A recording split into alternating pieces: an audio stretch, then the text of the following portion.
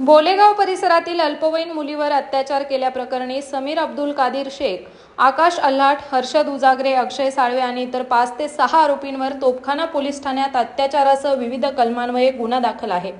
यातील समीर अब्दुल कादिर शेख, आकाश यशवंत अल्हाट, हर्षद उजागरे यांना या गुन्ह्यात तोफखाना पोलिसांनी अटक केली असून यातील अक्षय साळवे आणि त्याच्यासोबतचे 5 ते 6 आरोपी अद्यापही या गुन्ह्यात फरार असून त्यांच्याकडून पीडित अल्पवयीन मुलीच्या कुटुंबियांना दमदाटी करण्यात येत आहे।